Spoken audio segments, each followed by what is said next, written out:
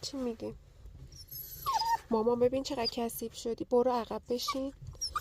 برو عقب بشین. این همه کثیف شدی، بیرون بودی. خب مامان دیگه الان دیگه کجا بریم دیگه؟ خب مامان تا برو عقب، برو عقب. تا الان این همه بیرون بودی، دیگه کجا بریم؟ دیگه کجا؟ خب